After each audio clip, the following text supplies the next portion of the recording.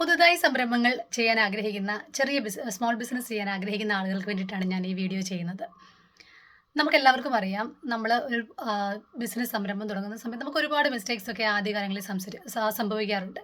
ഇപ്പോൾ നമ്മൾ ഒരു ആളുടെ ബിസിനസ് സക്സസ് ആയതിനെ പറ്റിയൊക്കെ കേൾക്കുന്ന സമയത്ത് നമ്മൾ ഒരുപാട് ഇൻസ്പയർഡ് ആകാറുണ്ടെങ്കിലും അവർക്ക് സംഭവിച്ച മിസ്റ്റേക്സിനെ പറ്റിയും അല്ലെങ്കിൽ അവർക്ക് ആ ആ സാഹചര്യത്തെ അവരെ എങ്ങനെയാണ് കൈകാര്യം ചെയ്യുന്നതിനെ പറ്റിയൊക്കെ കേൾക്കുന്നത് നമുക്ക് നമ്മുടെ ബിസിനസ്സിലും ഒരുപാട് ഹെൽപ്ഫുൾ ആകാറുണ്ട്. അപ്പോൾ എന്നെ അറിയാത്തവർക്ക് വേണ്ടിയിട്ടാണ് പറയുന്നത്. ഞാൻ ചെറിയ 2 സ്മോൾ ബിസിനസ് ചെയ്യുന്ന ആളാണ്. ഒന്ന് ഹാൻഡ് മെയ്ഡ് ജ്വല്ലറിക്ക് വേണ്ടിയിട്ട് രൂപകല ക്രിയേഷൻസ് എന്നൊരു ബ്രാൻഡും, ഹോം മെയ്ഡ് കേക്ക്സിന് വേണ്ടിയിട്ട് butter bless by Preetha Mary എന്നൊരു ബ്രാൻഡും ഉണ്ട്.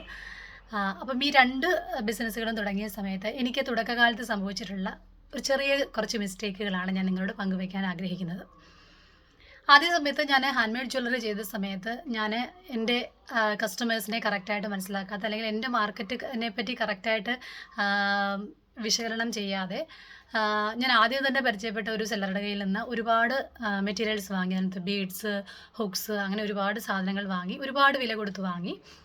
അപ്പോൾ ഞാൻ ഈ സംരംഭത്തിന് വേണ്ടിയിട്ട് ഇത്രയും പൈസ ഇൻവെസ്റ്റ് ചെയ്യുന്ന സമയത്ത് നമ്മൾ അറിയാലോ, നമുക്ക് ഒരുപാട് ഹാൻഡ് മെയ്ഡ് ജ്വല്ലറി ആകുമ്പോൾ നമുക്ക് ഒരുപാട് തരത്തിലുള്ള മുത്തുകൾ വേണം. അത് ഡിഫറെൻറ്റ് ക്വാളിറ്റീസിൻ്റെ ഉണ്ട്. നമ്മളിപ്പോൾ കിട്ടുന്ന എല്ലാ മെറ്റീരിയൽസും പല ക്വാളിറ്റികളുടെ ഉണ്ട്. അപ്പം ഒരു സാമ്പിൾ പോലും ചെക്ക് ചെയ്യാതെ നമ്മൾ ഒരുപാട് സാധനങ്ങൾ അവരോട് ഓർഡർ ചെയ്തു. സാധനം റിസീവ് ചെയ്ത സമയത്ത് ഒരുപാട് ക്വാളിറ്റി കുറഞ്ഞ മെറ്റീരിയൽസ് ഉണ്ടായിരുന്നു. അപ്പോൾ എനിക്കൊരു കുറേ നഷ്ടം വന്നു ആ സമയങ്ങളിൽ. അപ്പോൾ അതിൽ നിന്ന് ആദ്യം നമ്മൾ പഠിച്ചത് നമ്മളൊരു പുതുതായിട്ടൊരു സെല്ലറെ പരിചയപ്പെടുന്ന സമയത്ത് നമ്മളതിൻ്റെ നമ്മൾ വാങ്ങിക്കാൻ ഉദ്ദേശിക്കുന്ന സാധനങ്ങളുടെ സാമ്പിൾ ആദ്യം വാങ്ങി അത് ക്വാളിറ്റി ഉള്ളതാണെന്ന് എൻഷുർ ചെയ്യാൻ പ്രത്യേകം ശ്രദ്ധിക്കണം. അല്ലെങ്കിൽ നമുക്ക് പരിചയമുള്ളവർ ആരെങ്കിലും വാങ്ങിയിട്ടുള്ളവരോട് നമുക്ക് അന്വേഷിക്കാം, ഈ സെല്ലർ നല്ല സെല്ലറാണോ എന്നുള്ളത്. അതും അല്ലെങ്കിൽ നമുക്ക് അങ്ങനെ സാധിക്കുന്നില്ല എങ്കിൽ നമ്മൾ സാമ്പിൾ വാങ്ങി നല്ല ക്വാളിറ്റിയുള്ള സാധനങ്ങളാണെന്ന് എൻഷുർ ചെയ്ത് കഴിഞ്ഞതിന് ശേഷം മാത്രം സാധനങ്ങൾ വാങ്ങിക്കുക.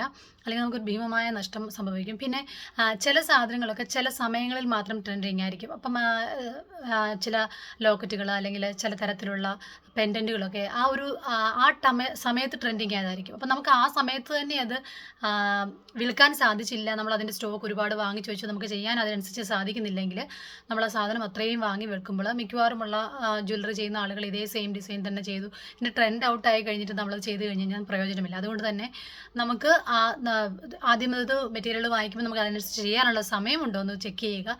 അത് പെട്ടെന്ന് ചെയ്യാൻ ട്രെൻഡിങ് സമയത്ത് തന്നെ ചെയ്യാൻ സാധിച്ചില്ലെങ്കിൽ അല്ലെങ്കിൽ നഷ്ടമാവും. പിന്നീട് ഉണ്ടാക്കുമ്പോൾ ആളുകൾ അത് സ്വീകരിക്കാതെ വരികയൊക്കെ ചെയ്യും. അപ്പോൾ ആദ്യം കാണിച്ച മിസ്റ്റേക്കുകളിലൊന്നായിരുന്നു അത്. നിങ്ങൾ ഒരിക്കലും ഒരു സെല്ലറിൻ്റെ സാധനം വാങ്ങുന്ന സമയത്ത് സാമ്പിൾ വാങ്ങിച്ച് ചെക്ക് ചെയ്യാതെ സാധനങ്ങൾ വാങ്ങരുത്. പ്രത്യേകിച്ച് നമ്മൾ ഹുക്സ് അങ്ങനത്തെ സാധനങ്ങളൊക്കെ ഒരുപാട് പെട്ടെന്ന് കളർ പോകുന്നതും അങ്ങനത്തെ സാധനങ്ങളൊക്കെ നമുക്ക് ആദ്യം അത് പറ്റിയിട്ടുണ്ട്. അപ്പോൾ അത് പ്രത്യേകം ശ്രദ്ധിക്കുക. ബീഡ്സിൽ തന്നെ പല ടൈപ്പുണ്ട്. നമുക്ക് ഇപ്പോഴും എനിക്ക് എല്ലാ ബീഡ്സിനെ പറ്റിയും വലിയ ധാരണയുള്ള ആളല്ല എങ്കിൽ പോലും നമ്മൾ ബേസിക്കായിട്ട് അതിനെപ്പറ്റിയുള്ള കാര്യങ്ങളൊക്കെ ഒന്ന് ലേൺ ചെയ്യേണ്ടത് വളരെ അത്യാവശ്യമായിട്ടുള്ള കാര്യമാണ്. ഇതാണ് ബീഡ്സിൻ്റെ കാര്യത്തിനകത്ത് മെറ്റീരിയൽസ് വാങ്ങുന്ന സമയത്ത് ഹാൻഡ് മെയ്ഡ് ജ്വല്ലറിയിൽ ഏറ്റവും പ്രധാനമായിട്ട് സംഭവിച്ച ഒരു മിസ്റ്റേക്കുകളിൽ ഒന്നായിരുന്നു അത്. പിന്നീട് നമ്മുടെ നിൽക്കുന്ന ഏരിയയിൽ നമ്മുടെ കസ്റ്റമറായിട്ട് വരുന്ന ആളുകളുടെ ഒരു ടേസ്റ്റ് ഏകദേശം നമ്മൾ മനസ്സിലാക്കി വയ്ക്കുക. ഏത് ടൈപ്പ് ജ്വല്ലറിയാണ് അല്ലെങ്കിൽ ഏത് ടൈപ്പ് സാധനങ്ങളാണ് അവർ ഇഷ്ടപ്പെടുന്നത്. അപ്പം എല്ലാ സ്ഥലങ്ങളിലും എല്ലാ ആളുകളും ഇഷ്ടപ്പെടുന്നത് ഒരേ ടൈപ്പിലുള്ള ജ്വല്ലറിയും സാധനങ്ങളല്ല. അപ്പോൾ ഞാൻ ഇത് ബിസിനസ് സ്റ്റാർട്ട് ചെയ്ത സമയത്ത് ഞാൻ പാലക്കാടായിരുന്നു. അത് കഴിഞ്ഞതിന് ശേഷം നമുക്ക് ഓരോ സ്ഥലങ്ങളോട് മാറുമ്പോൾ അറിയാം ആളുകളുടെ ടേസ്റ്റുകൾ ഡിഫറെൻ്റ് ആയിരിക്കും ഓരോരുത്തർക്കും. അപ്പോൾ അത് പ്രത്യേകം ശ്രദ്ധിക്കുക. പിന്നെ പ്രൈസിങ് ആണ് ഏറ്റവും വലിയ മിസ്റ്റേക്കുകൾ പിന്നീട് കാണിച്ചു വന്നത്. നമ്മളെപ്പോഴും സാധനങ്ങൾ വാങ്ങിക്കും, നമ്മുടെ എഫേർട്ടിന്, നമ്മളെടുക്കുന്ന ടൈമിന്, നമ്മൾ കസ്റ്റമൈസ് ചെയ്യുമ്പോൾ കസ്റ്റമറോട് സംസാരിക്കുന്ന നമ്മൾ ഒരുപാട് സമയം ഇതിനുവേണ്ടി സ്പെൻഡ് ചെയ്യുന്നുണ്ട്. അപ്പോൾ നമ്മൾ വില കൂട്ടുന്ന സമയത്ത് ആദ്യം ഞാൻ ബേക്കിങ്ങിൻ്റെ കാര്യത്തിൽ ഇതേ മിസ്റ്റേക്ക് തന്നെ സംഭവിച്ചിട്ടുണ്ട്. വില ഇടുന്ന സമയത്ത് നമ്മൾ ബീഡ്സിൻ്റെയോ മെറ്റീരിയൽസിൻ്റെയോ ഒക്കെ വില മാത്രം ഇട്ട് വെക്കും. നമുക്കതിനുള്ള പാക്കേജിങ്, നമ്മൾ ഉപയോഗിക്കുന്ന യൂസ് ചെയ്യുന്ന സ്റ്റിക്കേഴ്സ്, പിന്നെ നമ്മൾ പാക്കിങ്, നമ്മൾ സെൻഡ് ചെയ്യുവാണെങ്കിൽ നമ്മൾ ഷിപ്പിങ്ങിനാണെങ്കിൽ നമുക്ക് ഒരുപാട് ബബിൾ ഡ്രാപ്പ്, കൊറിയർ കവേഴ്സ് ഒക്കെ ആവുന്നുണ്ട്. അതിന് പാക്കിങ്ങിനൊക്കെ ആവുന്ന എക്സ്ട്രാ കോസ്റ്റിനെ പറ്റി ഒന്നും കൂട്ടത്തില്ലായിരുന്നു. നമ്മൾ ആ ബീഡിൻ്റെ പ്രൈസ് അല്ലെങ്കിൽ മെറ്റീരിയൽസിൻ്റെ പ്രൈസ് മാത്രം, എഫേർട്ടിന് പോലും ആവശ്യമായിട്ട് നമുക്ക് എടുക്കുന്ന ഒരു എഫേർട്ടിനുള്ള പ്രൈസിങ് നമ്മൾ കറക്റ്റായിട്ട് എടുക്കുന്നില്ലായിരുന്നു. അതൊരു പ്രൈസിങ്ങിൽ വരുന്ന ഏറ്റവും വലിയ മിസ്റ്റേക്കാണ്. നമ്മൾ എത്ര കഷ്ടപ്പെട്ടെന്ന് പറഞ്ഞു കഴിഞ്ഞാലും നമ്മൾ വിചാരിക്കുന്ന രീതിയിലുള്ള പ്രോഫിറ്റ് ഒരു ബിസിനസ്സിൽ നിന്ന് കിട്ടണമെങ്കിൽ കറക്റ്റായിട്ടുള്ള അല്ലെങ്കിൽ ശരിയായ രീതിയിലുള്ള പ്രൈസിങ് വളരെ അത്യാവശ്യമാണ്. അപ്പം പ്രൈസിങ്ങിൽ വരുത്തി വെച്ച മിസ്റ്റേക്കുകളും ആദ്യം വളരെ ഒരു പ്രശ്നമായിരുന്നു. ബേക്കിങ്ങിന് ഞാൻ ആദ്യം എനിക്ക് പ്രധാനമായിട്ടുണ്ടായ മിസ്റ്റേക്ക് മിസ്റ്റേക്കുകളിലൊന്ന് നമ്മൾ ബിഗിനിങ് പഠിച്ച സമയത്ത് തന്നെ നമുക്ക് ഒരു പ്രോപ്പറായിട്ടൊരു നല്ല ബിസിനസ് സ്റ്റാർട്ട് ചെയ്യുന്നതിന് മുമ്പ് തന്നെ നമ്മുടെ ഒരു ലോക്കൽ കസ്റ്റമേഴ്സിൻ്റെ ഒരു ടേസ്റ്റ് ഒന്ന് മനസ്സിലാക്കുക. അത് ഒരുപാട് ടോപ്പേഴ്സും ഒരുപാട് ഡിഫറെൻറ്റ് ടൈപ്സിലുള്ള മോൾഡുകൾ, അപ്പോൾ നമ്മൾ ചോക്ലേറ്റ് ആ സമയത്ത് ചെയ്യുന്നുണ്ടായിരുന്നു, ഒരുപാട് കാര്യങ്ങൾ ചെയ്യുന്നുണ്ടായിരുന്നു, പിസ്ത ചെയ്യുന്നുണ്ടായിരുന്നു. അപ്പോൾ നമുക്ക് അതിൻ്റെ ബോക്സസ് ആണെങ്കിലും ഡിഫറെൻറ്റ് ടൈപ്സ് മോൾഡുകളാണെങ്കിലും കേക്ക് ടിന്നുകളാണെങ്കിലും പലതരത്തിലുള്ളത് ഒരുപാട് രൂപ ഇൻവെസ്റ്റ് ചെയ്ത് ആദ്യം വാങ്ങി വെച്ചു. നമ്മൾ ആദ്യം ഒരു ബിസിനസ് ചെയ്ത് തുടങ്ങുന്ന സമയത്ത് ഇതിൻ്റെ ഒന്നും ആവശ്യമില്ല. ബേസിക് ആയിട്ടുള്ള കുറച്ച് സാധനങ്ങളുണ്ട്, അതിൻ്റെ മാത്രമേ ആവശ്യമുള്ളൂ. അതിനുശേഷം നമ്മുടെ ബിസിനസ് ഗ്രാജുവലി ഗ്രോ ചെയ്യുന്നതിനനുസരിച്ച് സാവധാനം അതിലേക്ക് പൈസ ഇൻവെസ്റ്റ് ചെയ്യുന്നതാണ് എപ്പോഴും നല്ലത്. അപ്പോൾ നമ്മളൊരു വലിയൊരു തുക ആദ്യമേ തന്നെ ഇൻവെസ്റ്റ് ചെയ്ത് കഴിയുമ്പോൾ അത് നമുക്ക് തരുന്നൊരു പ്രഷറുണ്ട്. നമുക്ക് അതിനനുസരിച്ച് വർക്ക് ചെയ്യാൻ സാധിക്കാതെ വരുമ്പോഴും അല്ലെങ്കിൽ നമ്മൾ ഉദ്ദേശിച്ച രീതിയിലുള്ളൊരു ഗ്രോത്ത് നമ്മുടെ ബിസിനസ്സിൽ നടക്കുന്നില്ല എന്ന് തോന്നുന്ന സമയത്തൊക്കെ അത് നമുക്ക് തരുന്നൊരു പ്രഷറുണ്ട്. അത് വളരെ വലുതായിരിക്കും. അപ്പം നമ്മൾ ആ ചെറിയ ചെറിയ പരാജയങ്ങളൊക്കെ വരുന്ന സമയത്ത് നമ്മൾ പെട്ടെന്ന് തളർന്നു പോകും. അപ്പം ഏത് ബിസിനസ് സ്റ്റാർട്ട് ചെയ്യുന്നതിന് മുൻപ് നമ്മൾ തുടങ്ങുന്നതിന് മുൻപ് ഒരു ചെറിയ തുകയിൽ ആദ്യം തുടങ്ങുക. ഗ്രാജുവലി അതിൽ നിന്ന് കിട്ടുന്ന പ്രോഫിറ്റ് തന്നെ ഇതിൽ ഇൻവെസ്റ്റ് ചെയ്തിട്ട് നമ്മൾ മെറ്റീരിയൽസിലാണെങ്കിലും നമ്മൾ പുതിയ പാക്കിങ്ങിലാണെങ്കിലും ഒക്കെ പുതിയ പരീക്ഷണങ്ങൾ ആദ്യമേ തന്നെ ഒരുപാട് കാര്യങ്ങൾ ചെയ്യാതെ ചെറിയ രീതിയിൽ സാവധാനം സ്റ്റെപ്പ് ബൈ സ്റ്റെപ്പായിട്ട് ഗ്രോത്ത് വരുത്തുവാൻ പ്രത്യേകം ശ്രദ്ധിക്കുന്നത് വളരെ അത്യാവശ്യമാണ്. അതുപോലെ ഞാൻ ചെയ്തുകൊണ്ടിരിക്കുന്ന ഇടയ്ക്ക് ഞാൻ എൻ്റെ ഫാമിലിയുമായിട്ട് ബന്ധപ്പെട്ട ആവശ്യങ്ങൾ വരുമ്പോൾ സ്ഥിരമായ ചെറിയ ബ്രേക്കുകൾ എടുക്കുമായിരുന്നു. അപ്പം നമ്മൾ ഇപ്പോഴും ഒരു സ്മോൾ ബിസിനസ് ചെയ്യുന്ന കാര്യത്തിൽ പ്രത്യേകം ശ്രദ്ധിക്കേണ്ട കാര്യങ്ങൾ നമ്മൾ സ്വന്തമായിട്ടുള്ള ബിസിനസ് ആകുമ്പോൾ നമുക്ക് ഇഷ്ടമുള്ള സമയത്ത് അവധി എടുക്കാനും അല്ലെങ്കിൽ ഇഷ്ട സമയത്ത് അത് മാറിക്കാനൊക്കെ സാധിക്കുമെങ്കിലും ഒരു ലോങ് ആയിട്ടുള്ളൊരു ഇടവേള, ഒരു വലിയ ഇടവേളകൾ ഒരിക്കലും എടുക്കാതിരിക്കാൻ പ്രത്യേകം ശ്രദ്ധിക്കുക. നമുക്ക് എത്ര സമയമില്ലെങ്കിലും നമുക്ക് എത്ര തിരക്കാണെങ്കിലും 1 മണിക്കൂറെങ്കിലും തുടർച്ചയായിട്ട് ഇതിന് സമയം എല്ലാ ദിവസവും കൃത്യമായിട്ട് മാറ്റി വെക്കുക. അതിന് വേണ്ടിയിട്ടുള്ള ഫോട്ടോസ് എടുക്കാനും വീഡിയോസ് എടുക്കാനും ഒക്കെ സമയം കണ്ടെത്തുക.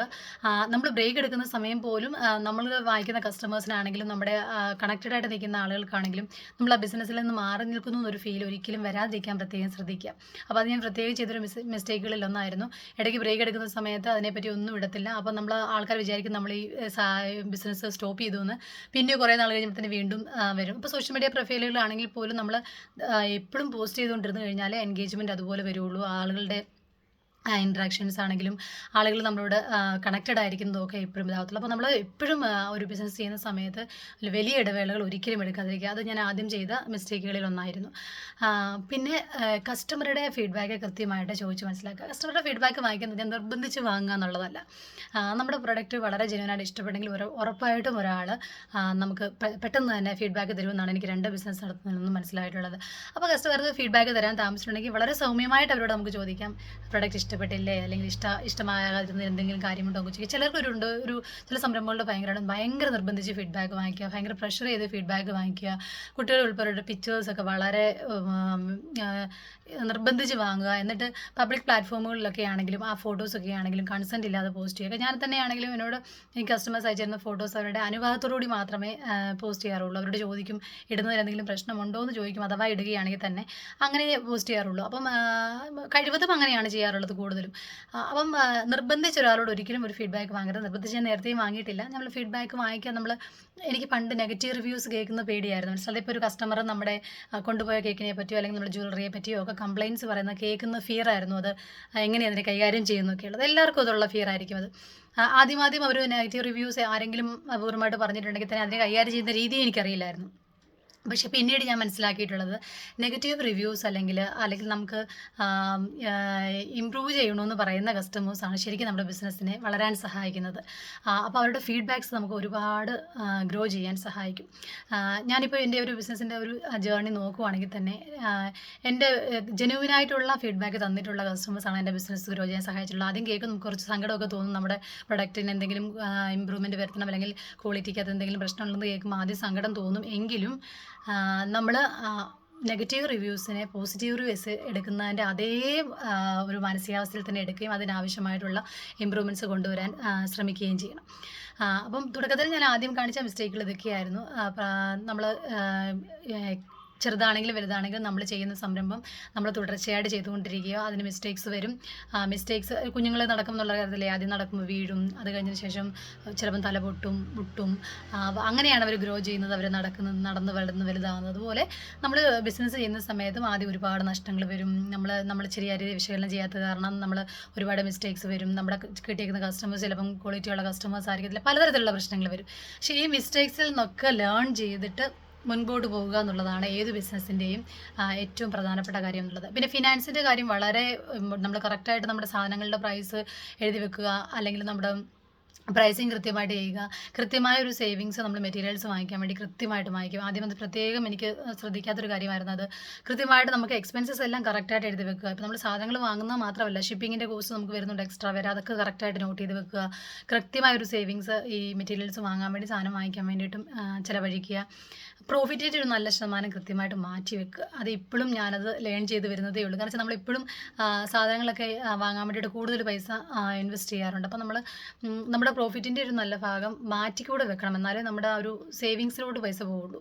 അപ്പോൾ അത് പ്രത്യേകം ശ്രദ്ധിക്കുക. ഇങ്ങനത്തെ കാര്യങ്ങളൊക്കെ ശ്രദ്ധിക്കുകയാണെങ്കിൽ ഏതൊരാൾക്കും ഭംഗിയായ ഒരു ബിസിനസ് കൊണ്ടുപോകാൻ പറ്റും. ഹാർഡ് വർക്ക് ചെയ്യാനുള്ളൊരു മനസ്സുണ്ടെങ്കിൽ, കൺസിസ്റ്റൻ്റായിട്ട് വർക്ക് ചെയ്യാനുള്ളൊരു മനസ്സുണ്ടെങ്കിൽ, പുതുതായ കാര്യങ്ങൾ ചെയ്യുവാനും ലേൺ ചെയ്യാനും ഒരു മനസ്സുണ്ടെങ്കിൽ, ഇന്നോവേറ്റീവ് ആയിട്ടുള്ള മനസ്സൊക്കെ ഉണ്ടെങ്കിൽ ആർക്കും അവർ ചെയ്യുന്ന എന്ത് ചെറിയ കാര്യമാണെങ്കിലും അതിൽ വിജയിക്കാൻ സാധിക്കും. എല്ലാവർക്കും അങ്ങനെ സാധിക്കട്ടെ. Thank you.